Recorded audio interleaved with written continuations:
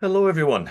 It is May 2nd, which means it is the first Thursday of um, the month of May, which means it's our author jam at 11 Eastern. And I am honored to be here with Rihanna and Rosa and Ryan and Gil and Steve and Dave and Birgit. That's just how you guys lined up on my screen. Um, I sometimes open this with some sort of invitation or some sort of opener. And to be quite honest with you, we had some medical emergency in the family. So I am a little out of sorts this morning. I was at the hospital till about 2:30 last night in the morning. Well, today, at 2:30 this morning. Um, that family member is currently stable, but not doing fabulous. So I don't have any like great insightful, oh, let's talk about this today. So I invite any of you that have brought something. Um, if nobody has any specific, this is what's top of mind. I might pick on Rosa because we haven't seen you for a minute and just would love to hear what's going on for you, Rosa. But again, this is a Yeah, that's time a and good space place to for you start. to share what's top of your mind, what's important for you in your work that could benefit you in sharing with us and benefit the rest of us in hearing about what's going on for you. It's okay if I pick on you, Rosa, to just start Yeah, and see where you're at and what's up? thank you. Thank you so much, Teo. Just want to say I'm really sorry about your family member and hope that they Thank are you. recovering. And I'm so glad to be here. Um, I I I always want to be here, and sometimes there's other things going on. Um, Especially Thursdays have been the regular date for the Democracy Seminar. So I've had a conflict for a while, but those are or have now concluded. So I do want to say something about democracy because mm, um, it's one of the applications, right? Well, we could say one of the applications of facilitation and organization is in the sphere of democracy if we're understanding democracy as government. But if we look at democracy as something that we live in every sector, then I would say that it's all about democracy in the workplace and democracy in our communities and all that. So anyway, I do want to say a little bit about democracy. And if there's anything that you all are not comfortable with and what I'm saying, you can certainly clip that out of the recording as well. But democracy has been very much on my mind because, we do have a small encampment at Harvard. It's not Columbia, but it's definitely present. And so I don't want to get into a mm, huge discussion about that, but I do want to say that activism and organizing and all of those have been themes that have been on my mind. And I'm so happy to be able to share some books with you because that's what I often do in these. There's this really wonderful book called Whoops. I need to I need to change the filter thing. There's a beautiful book called Solidarity, The Past, Present, and Future of a World-Changing Idea by Leah Hunt Hendricks and Astra Taylor. Um, and I just wrote a LinkedIn post on that recently, which I can share the link later. But Astra Taylor, one of the co-authors of that, wrote this other book called The Age of Insecurity, Coming Together as Things Fall Apart. And she's talking there about how our present system, economic system, is designed to create insecurity in people, right? So that we keep buying things and then how that insecurity is what can get manipulated into scapegoating of authoritarianism and or becomes the opportunity if we can share our mutual vulnerability with one another. She did a lot of wonderful organizing around debt, right? So helping people who are massively in debt come together and feel uh, like they're not alone, then that insecurity and vulnerability can lead to solidarity. And then the third one I just been reading, it's called Left is Not Woke by Susan Nyman. And I had no idea so much about what it was about, but it ended up being about solidarity too, right? About how instead of like identity is great. We all have different cultural identities. We all have different, languages and cultures and backgrounds. And it's so important to cherish all of that, but not in a way that um, that makes us lose touch with the universalism of wanting to respect the humanity in each person, regardless of color, regardless of gender, regardless of all that other stuff. And to me, that kind of humanism is at the core of what OD is about. So I just wanted to bring it right back to OD in closing. So those are the 3 books I've been reading, what's been on my mind and in my heart. And I'm just so happy to be here with each of you. Thank you so much. Wow. Rose, I wanted to give you some good news. Okay. So, I'm in a college of business, and AACSB is the accrediting body for colleges of business. It's the gold standard on accrediting colleges of business.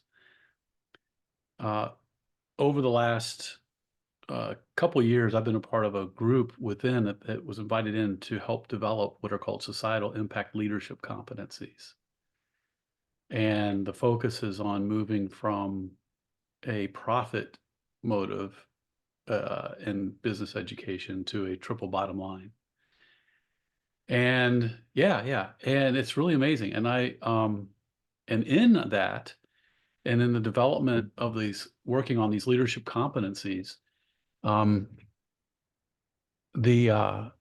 I'm doing a webinar next week with them, and we've got a couple hundred people signed up, I think, right now for it. Teo can share the link with you, where and I can show you what these leadership competencies are. But I think you all are going to look at them and go, okay, if colleges of business are starting to, if they can move in that direction, and AACSB is the best schools in the world will be shifting to focus on this.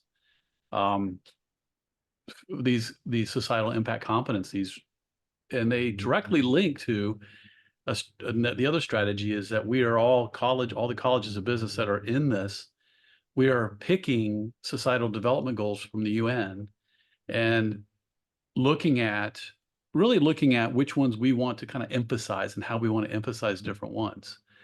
And so I'll be talking on this, and they're just starting to introduce it. And I got so lucky because I've written an article, which I can I got to resubmit for JABS on this, Journal of Applied Behavioral Science. I'm making a neuroscience case for why we need to do this. And it's a neuroscience, AI, and future of work kind of case for this. And that AI is going to take lower level Bloom's taxonomy learning outcomes off the table. So all the lower level stuff. Industrialized education was all focused on that, was creating docile, compliant workers to work in factories, which basically shrunk the brain for the last 200 years. And if we look at fluid intelligence, which is the prefrontal cortex, we start moving in that direction, it's going to have a dramatic impact. But we're going to have not only change our teaching practices to do that, faculty are going to have to learn how to do that. So that's what I'm working on right now. So that's my check-in and kind of response. That's very exciting. I think maybe Rose, did you react to that, Rose? I saw Rose going nuts. But yeah, I spent a long life as a faculty member in a school of business, on the fringe, happily on the fringe. I wasn't happy about the fact that I couldn't get into the core of the conversation and thinking. I tried, but it was solid. Accounting equals profit. Finance is what we're all about. And it was so solid that, I basically thought, there's the last entity to change in a university will be a business school. Liberal arts was changing constantly, nursing, all the professions, they were on the edge, they were constantly involved in the practices, directly or indirectly they support. It was going on everywhere, except we were sitting in an accredited school, an ACSB accredited school of business, counting articles as being equal to a faculty person's value in the school. Now, I'm all about writing. I think we all are, but that wasn't writing.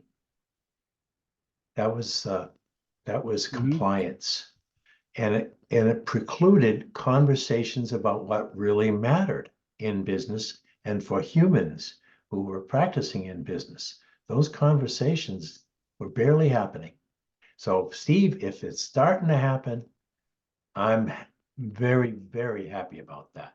I'm Because excited, and I have to tell you, I don't think people are quite getting it, but just yet. But I'm on a mission to be a part of this. I've told the ACSB, when I saw they were moving in this direction a couple of years ago, I called them and said, I want to be involved. How can I help?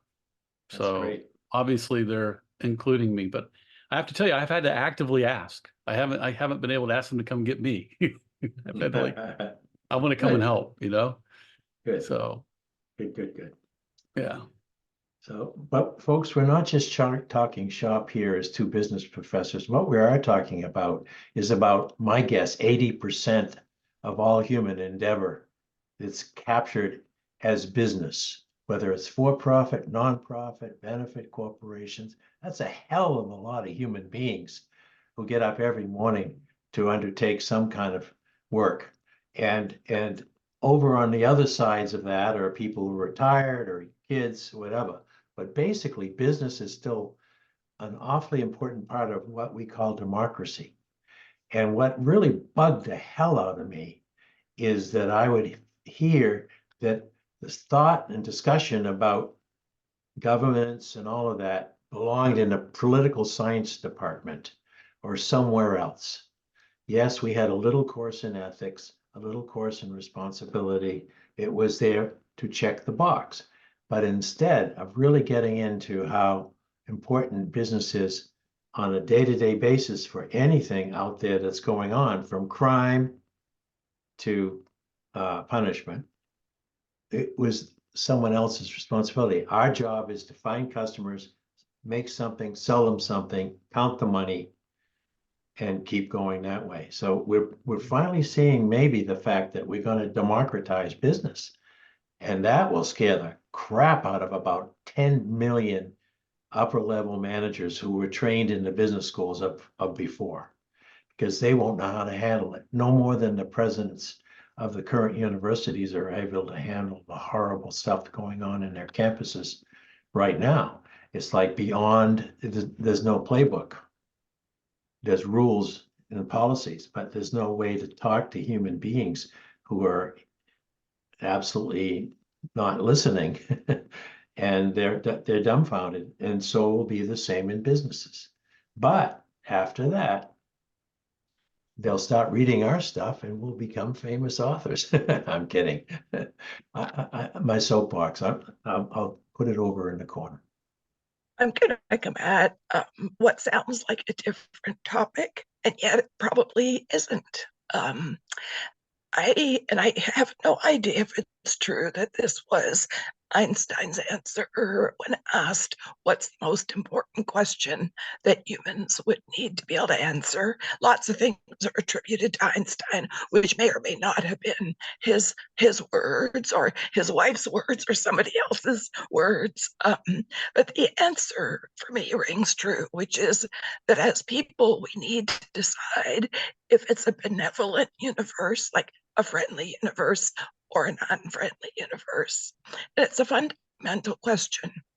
If I approach the universe and everything that happens in it as though it's benevolent, as though know it's friendly, I'm going to make my choices in a certain way, including what I do with organizational development. If I believe it's an unfriendly universe, I'm going to make different choices. So I think fundamentally that's a question each of us needs to answer. Then the next part of this, which is something that I feel very, very deeply, is that well-being is our natural state. And that applies to a person as an individual. It's our natural state. It applies to a team of people. It applies to an organization, a community. It is our natural state. And as humans, generally speaking, unless we block our natural state, we will drift towards that. And onto that platform, you can have not methods, but ideologies like democracy and so on, and methods. But I feel it's really important to get to some of those fundamental what's under this for me, what is life about types of questions. And I'm a person that certainly promotes holistic organizational development, which is about assuming that the whole, the well-being is going to take us to where we need to go as humans. That's it for me. Very nice. Well, I'll speak, although I did notice your hand up a while ago, Patricia. Go ahead. Oh, no, I may have been I'm emoting. Go ahead. Well, I was thinking of things before you spoke, Bridget. So, but I think the natural state is connection, and of course, democracy fits that. And I think capitalism inherently is about fear. If you don't successfully increase profits at the top of it, you're going to go away. And if you are at the bottom of it, you're out of luck. And George Carlin said something like, we need poor. The poor are here in capitalism for a reason. It's to scare the shit out of the rest of us. Okay, because we could sink Good into old George. So, yeah, so we're all too afraid to poke the beast that we're living off of, by speaking out against it. And I think it's a polarity too between capitalism, the essential thing of if you don't profit, you die, and creating democracy, really, having value for valuing everyone. Those two things don't go together, even though capitalism does allow many to get engaged and create wealth. So there's some mixed stuff about it. I don't totally hate capitalism, but I think it's a big part of the problem. So I like what you're trying to do, Steve. I do think that businesses that get it, that democratic principles of influence that Lewin taught actually create productivity. So it doesn't have to be adverse to being successful as an organization at all. Actually, it goes together.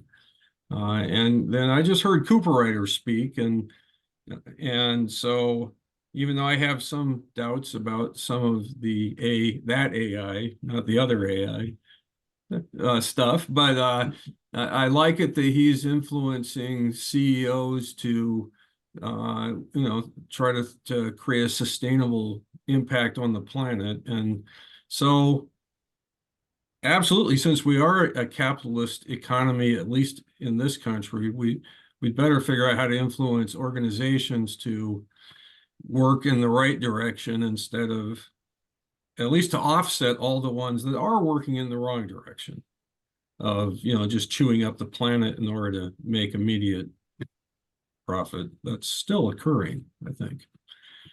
It's a dilemma. Okay, I'll stop. Well, who listens to us then, Gil?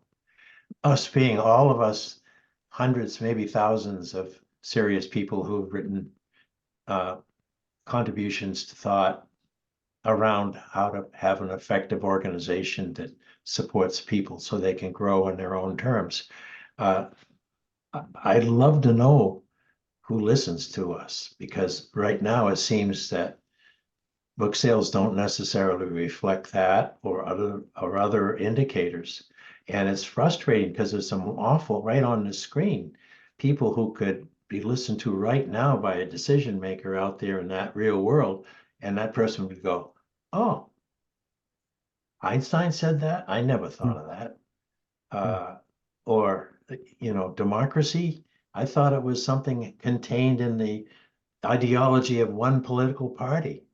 There's something more to that that actually could make us more successful overall as a productive institution and profitable.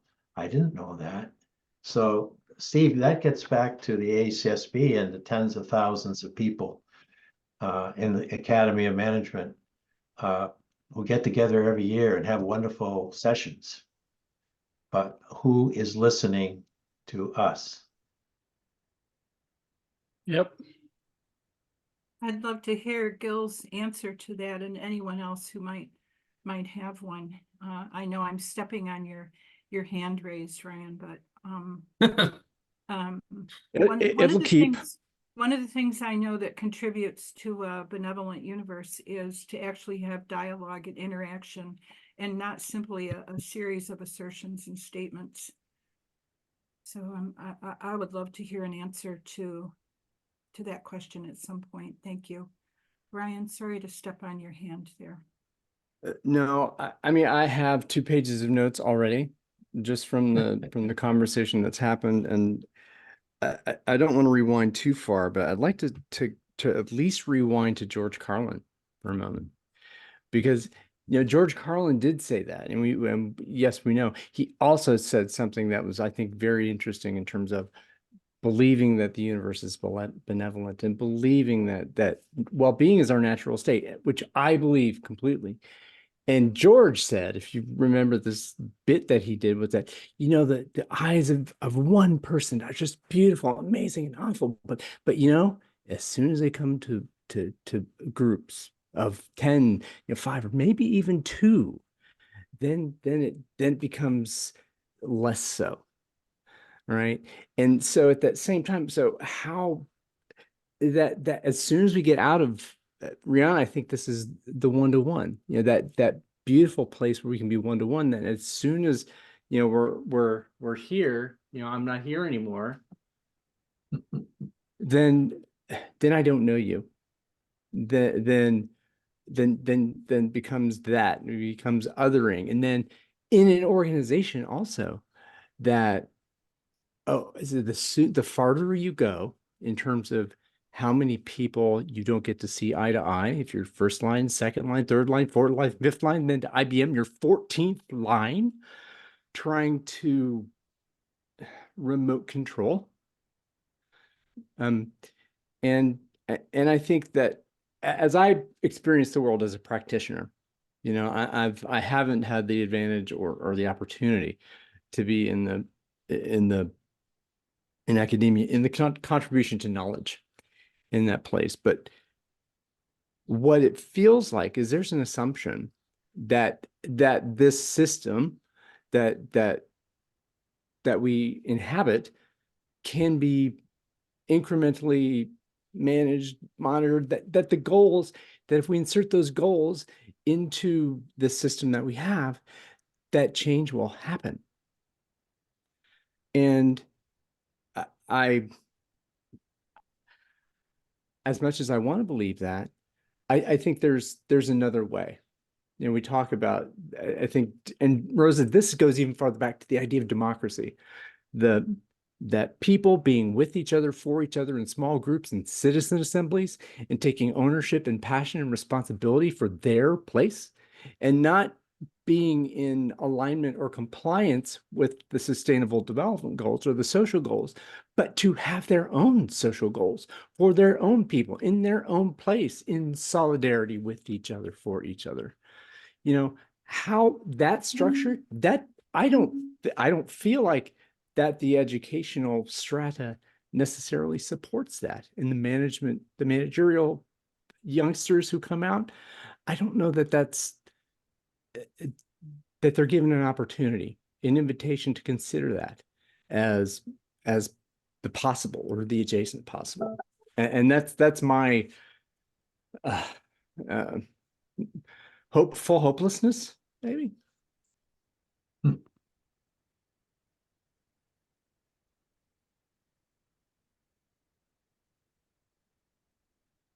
That's my check-in.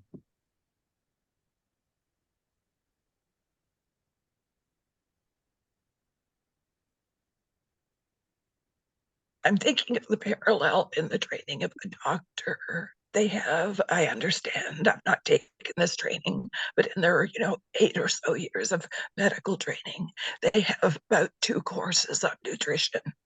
So that's, so therefore, how can something as important as nutrition get more of a foothold on the way that doctors look at things?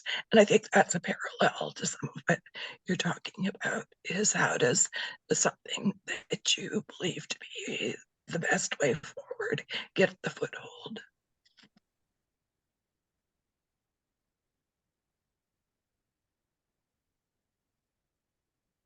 What was the original question that everyone's speaking to? You started with democracy, and where Rosa has been doing some wonderful reading with 3 books just before you came on, Patricia, all about the difference between disintegration and integration, or solidarity, or whatever the horrible alternative is. But then, of course, I started Steve talked about a positive sign that the business school seemed to be moving in the direction of actually recognizing there are human beings working in business. And then I started my rant that it's almost too late for business schools. But on the other hand, it's business in the world, locally, state, and nationally and internationally, occupies a tremendous amount of human behavior on a day-to-day basis, which is led. Yeah. And that's maybe the issue. Yet there was no original question. There was no original question. No, That's Dale apologized. He's preoccupied with and tired because of a family member's ill health. So it's just been each person saying what they wish to say. great. Thanks, Brigitte. I do want to hear, so I'm Patricia. I'm in Minneapolis, Center for Purposeful Leadership. I think the 3 threads. One is, have you all talked about Project 2025 yet? Do you know about Project 2025? The Trump thing? Oh, no. It's the Heritage Foundation and like 60 organizations that have a plan that's been developing since 1980 to put structures in place for when Trump is president, and they are intending that he's going to be president no matter what. So it's Project 2025, but if you do nothing more, it's huge, it's massive. If you do nothing more than read the foreword, I just put it in the chat. You do nothing more than read the foreword and start passing this around. There's a clarion call. As Liz Cheney, I listened to her last night on something called Big Tent, and she called it the clear and present danger. That this outlines exactly what the clear and present danger is for democracy, or as democracy as we know it, and democracy as we know it was originally supposed to, in my book, was supposed to be built on citizenship, concepts of citizenship and neighboring. and we've gotten away from that as through a perverted definition of capitalism, actually, because capitalism originally could have been constructed as for the common and got redefined. And I'm very interested in all the movement, still interested in movement towards the common that seems to be, come around in cycles. Peter Block is very intent on the commons right now. And there are people, I was just on with somebody in California, which is why I was late, that the commons keeps coming up again and again. We wrote a book called The Art of Convening, but we started an Art of Convening training series back in 2004. So we're starting to celebrate our 20 years of convening. And what's been really cool is we've been reaching back into talking to and reaching out to and talking to grads that we haven't been in touch with some for 20 years. And that's who I was just on with. And what's amazing is we are all people, a lot of the conveners that were 20 something in 2004 are now older, but our average age of our groups is probably in the 60s. And maybe between 60 and 80, I'll say. That's our average age group, our demographic. And it's a really amazing reactivated group these days. So the good news is that as we've been reaching back out and talking to people, they're all still, as somebody said the other day, she came on screen and she went, "Oh, you're still in the game. Great, because we need us. We really need us." And she's Latina, trying to keep her community energized. And so all of this is to say that there's still a lot of untapped or being tapped energy that is needed more than ever. But then that begs the question that I'm not sure Gil got to answer, which is who's listening to us? Because just even on this screen, there is such a body of work and life experience and outreach and intention and positive impact. And where's the tipping point? So I'll turn it to Rosa. It's exciting, Patricia, to hear that the groups that, were the kick-ass people 20, 40 years ago are still around and now are recognizing they better get off, the rocking chairs and come back and provide the kind of conversation we're having right now. I can think of my affiliation with Peter Vale. If today, at this very moment, if Peter were still alive, he'd be about 86, 87. He would be on screen and he would be really, really upset when your fellow Minnesotans, because he would say, "Hey, we knew all that. We taught all that. We wrote all that back then about organization life and how people need to be included and all the rest and listened to and everyone's valued." All of that we said, including back to Lewin and before him. And now we're acting like there's no knowledge out there worth listening to, unless it's in 5 seconds or less on LinkedIn. And so, a little grievance there, but we need to find a way to get back together with people, we who want to be heard. And yet, I'm 81, so I'm part of the group that's way off the screen. But I'm frustrated because I really feel that Project 2025 that you gave us about, now I'm more clear on what you're talking about. That's absolutely terrifying. It is. And completely wrong for everyone I love, including. And does not believe the reason that it is not a premise of a benevolent universe, going back to that,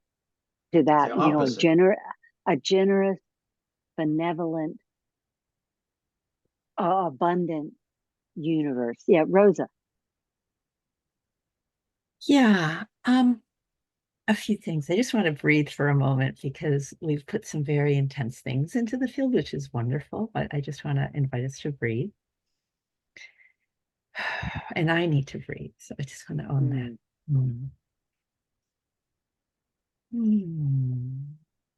So, the question of who's listening, yeah, I think is really important that we not diminish the value that we are listening to each other.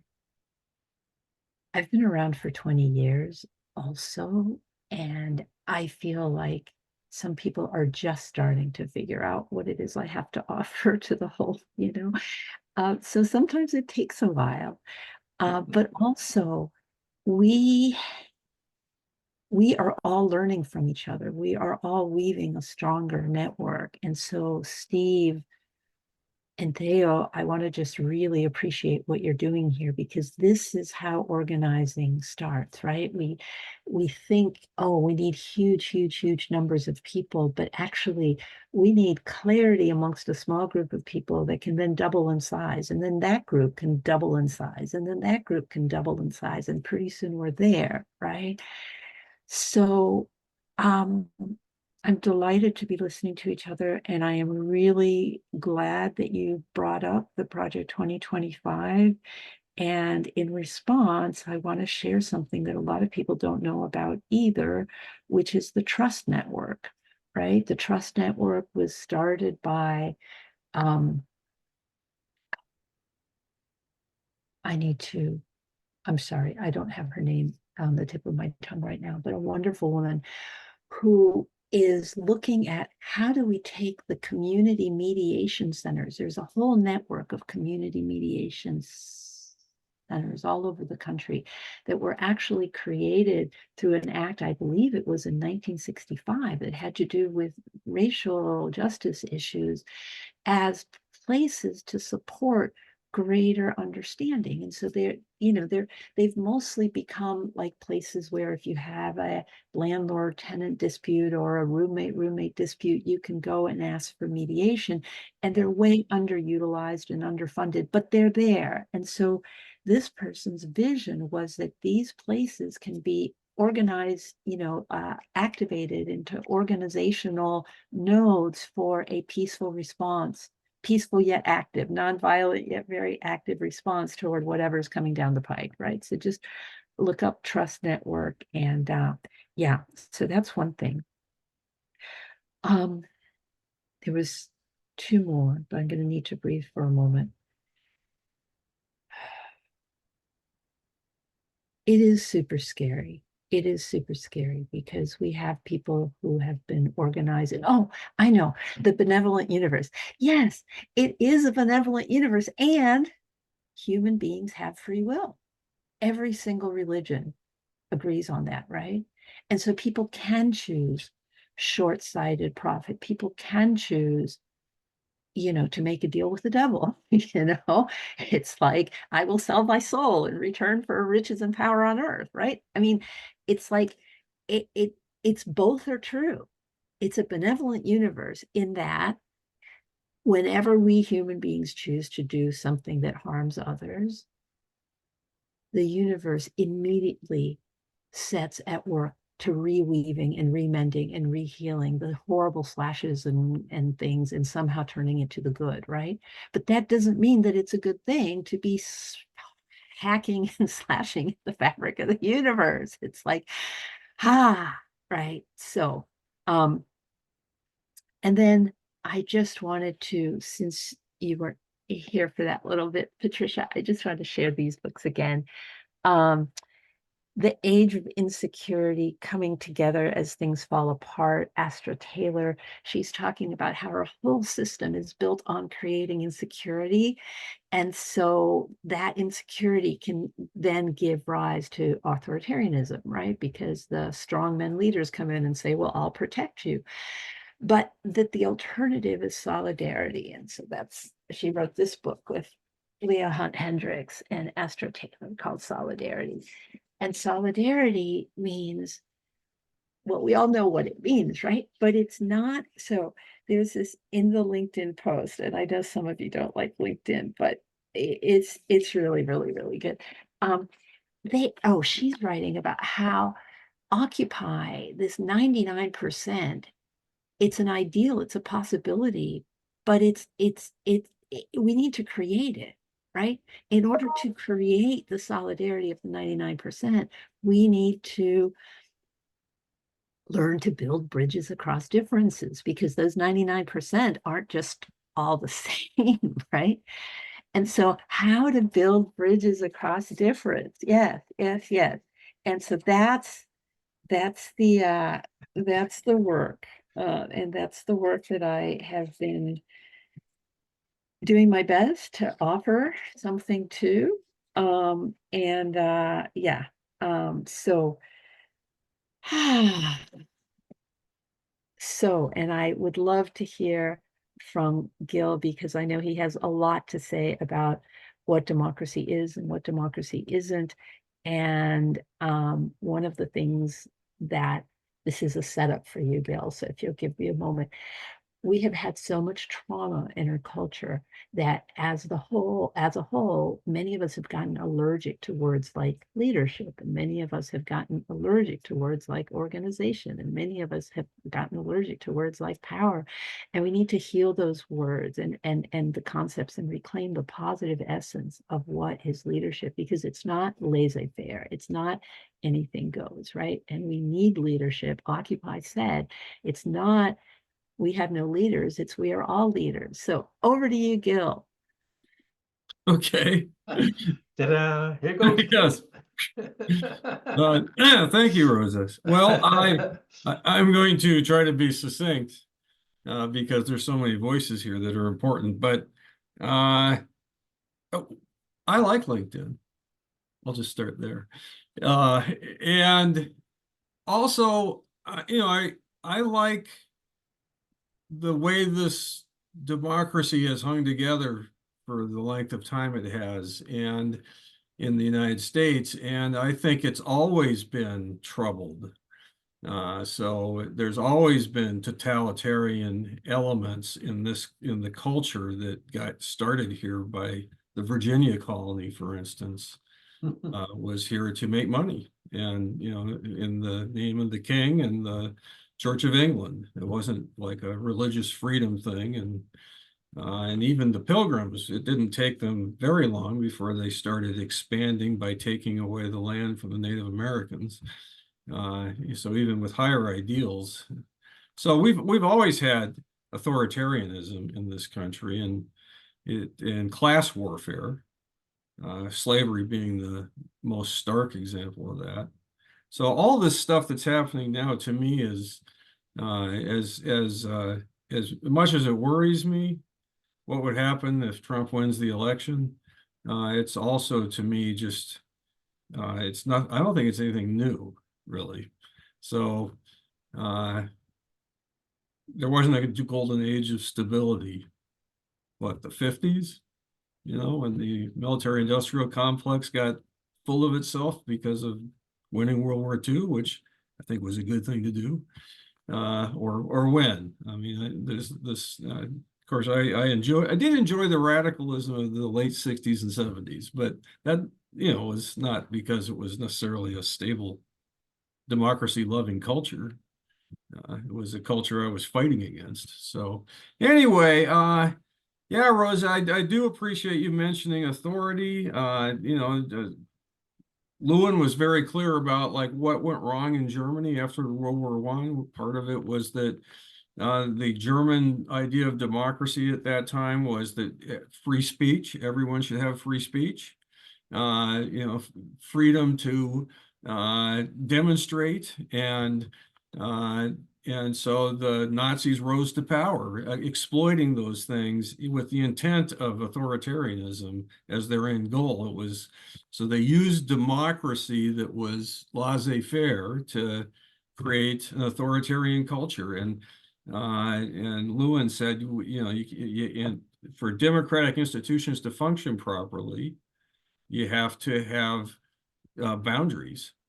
And so you have to have citizens who are trying to be democratic. And if they're working against democracy, you can't tolerate that. You can't tolerate the intolerant, is how he put it. And I think we have as much ambiguity in this country where people just think, use things like freedom of speech as an excuse or as a protection to do the wrong thing. And so we have very much similar conditions to Germany in the 1920s and 30s, even though we're not coming out of an economic crisis right now, but we're always in sort of the edge of an economic crisis. You know, I'm anxious about the economy and how anxious everyone is about the economy. And even when it's all, you know, it's a mind-boggling constant thing. So, you know, I periodically go broke in the cycles of capitalism. So that keeps me alert. So my hope, way back to the question I think Patricia asked, or maybe it was Dave, my immediate hope for how to be heard and influence is the imperfect institutions that exist. And so the election that's coming up, and I'm praying to God, you know, my concept of God, that there will be enough people that vote for a much more democratic candidate, forget the names of the parties, versus the much more autocratic candidate. And if not, we'll all have to try to get through it again, but it could be, you know, pretty bad. There's not much time left, I don't think, for things like climate change or supporting other democracies. I want to, sorry, Gil, were you finished? Sure, I said more than I intended to. Well, one of my beliefs is for people who are wanting to bring about change of some sort, or growth or development or emergence, how deeply important it is to be in personal balance, like to look after the state of self and being, and like to be in harmony. And so I have chosen to remove from my vocabulary and from my concepts and from what I buy into that which is right or wrong, or that which is villain or not villain. And one of the reasons is, if to the degree that I have effect in building bridges and so on, I cannot take a side. I cannot be so adamant about something and say, okay, I'm here, trust me, I'm gonna do what I can to help this conversation. I'm not talking about our conversation. So I think it's well worth looking at the state of self as we set out to do things. Now, other people might prefer to take sides, and that's up to them, and have the villain or the not villain, that's up to them. I'm speaking about my own preferences. At the house we had this huge stone circle that was referred to as the Harmony Circle. And every time we did workshops at the house, people would make commitments to being in harmony, like to standing for harmony. And I'd say, don't make the commitment if you can't hold that steady place of balance, or at least rebalance yourself. This isn't a have to, this is an invitation. And I would talk to my husband and say, I don't know how much effect this is. And he would say, Birgit, there's tremendous effect, because the energy in this stone circle is energized by people from all these countries. And these people would take a stone home and make a stone circle in their apartment, their house, their garden. There's some stone circles on the tops of mountains. So this Harmony Circle has many babies. But what my husband would say is, Birgit, the flight path is right over our house. So every time an airplane comes by, we're energizing all the people in that plane to be in a state of harmony. And so he just said, take heart. So I wanted to introduce into this conversation about the look at self and not to get drawn into distractions. Well, I want to do both. So that may or may not fit into, what you are saying, but personally, I want to do both. And I do want to say, I don't think of, I think Trump's a symptom of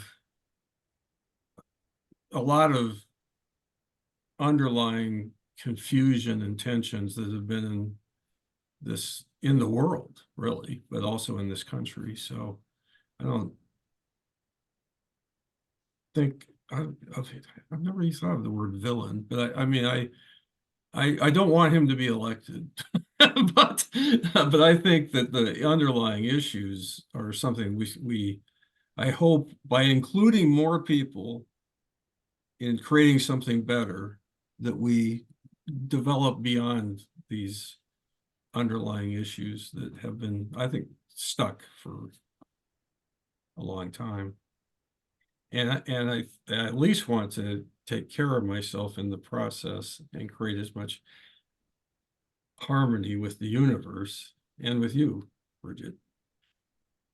And so maybe doing both isn't possible. I'm not totally sure.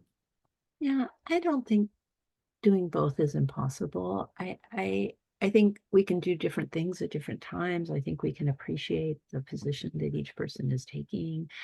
I just think that from a perspective of nonviolence, we can't be making somebody into a villain, because if we make them into a villain, we're not. I don't know what one of my favorite headlines at some point of a newspaper article or an opinion piece or something. I did not write this, but somebody wrote this, and I was like, that. They wrote, how do we create an exit ramp for Trump voters? So I don't know if this was while Trump was still in power or afterwards, but it's like, how do we create a welcoming space where somebody could say, I changed my mind. Actually, I'm realizing I made a mistake. And we don't do that by making somebody into a villain.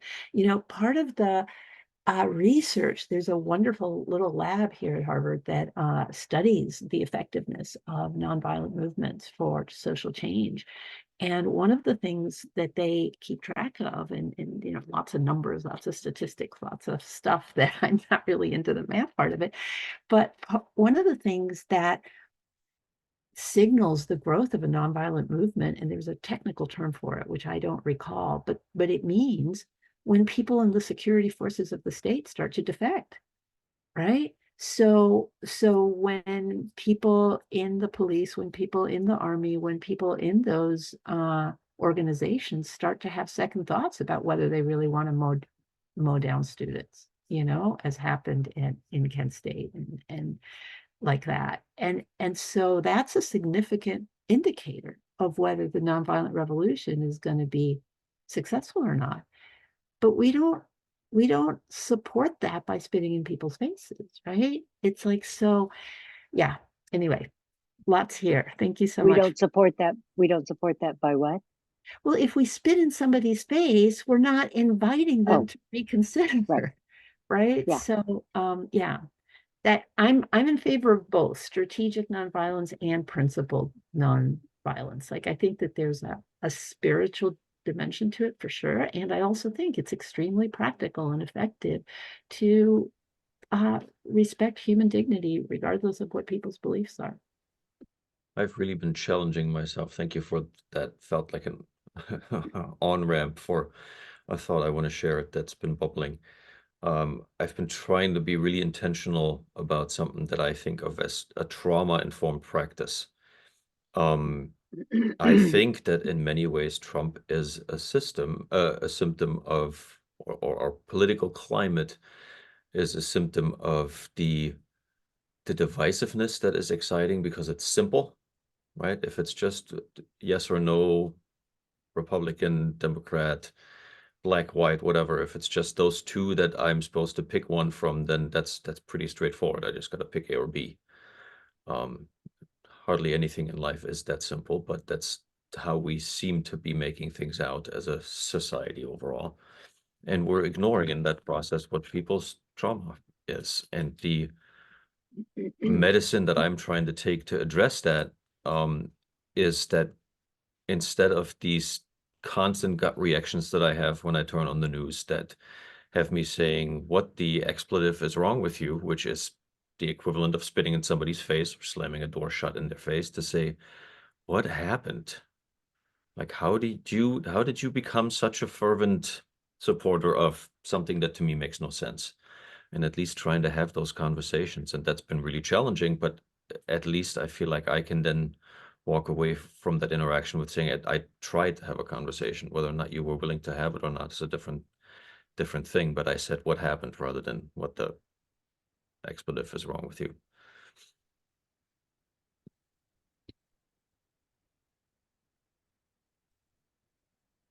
Oof. Yeah. Yeah. Teo, I just want to reflect back with slightly different words. The folks who did a lot of the bringing together, the pro-choice and pro-life people here in the Boston area, whose name is escaping my mind right now, but they taught the Public Conversations Project, which is now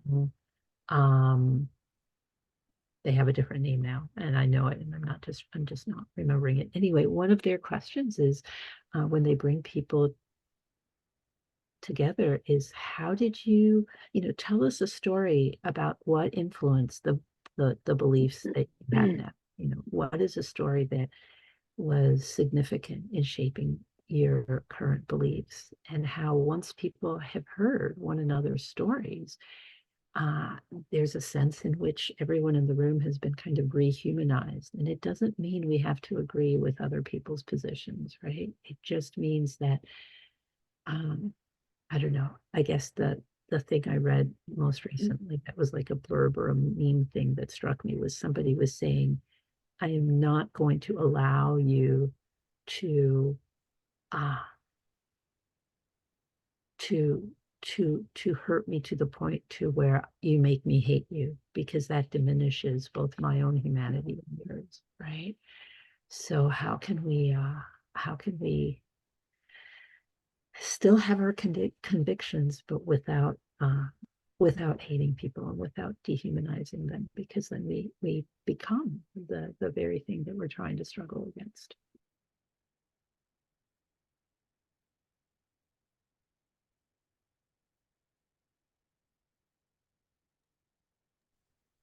I have a story for another time because we're out of time. But in 1995, Canada almost split apart. And probably you're not aware of the history of Canada and what happens, the French-English divisions and so on and so forth. But basically, some of us who were into large systems interventions took it upon ourselves to do something that we called For the Love of Canada. And that was after a vote that was very scary to us all. So that's for next time. Yes, please. I would love to hear that story, Birgit. It is 3 minutes after the top of the hour, folks. This was, as always, both thought-provoking and nourishing and intense. I don't expect any less from all of you at this point. Thank you. And we'll be in touch and hopefully talk to you in a month, if not sooner. Thank you so much, Teo. Thanks. Take care. Hope your family's well. okay. Thank you. Be well, give wellness.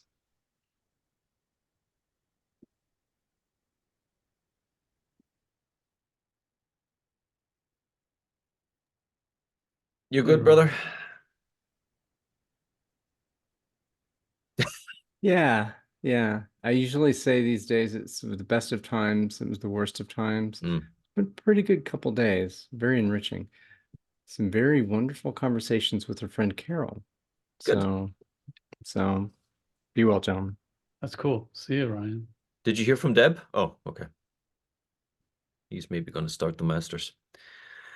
Leona's uncle has been going through some health challenges and had emergency cardiac surgery last night for like 6 hours, 7 hours, and it doesn't look good. We're at the hospital No. until about 2:30 or so, and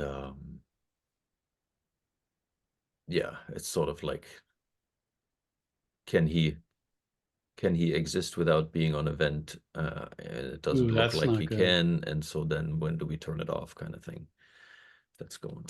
And Are his he's been vitals really stable, or his vitals getting worse? on the last I heard on the vent, he was stable, but the big issue is that he's been very almost secretive about it. Like my father-in-law is sort of the only person that he has kind of given some actual factual information, and so it's been a bit challenging, but Yeah, that's hard. so I'm just trying to support. I know who he is. I don't know him well, but he's been a long time. He's actually not like a biological uncle, but long time, like decades and decades and decades of family history wrapped up in his potential passing here over the next couple of days. Mm. Are you still good for 1 o'clock for us to look at planner? Ooh, yeah, I'll see you at that point. Okay. I'm in the wrong place. I got to go see Wasabi. Wasim. See ya.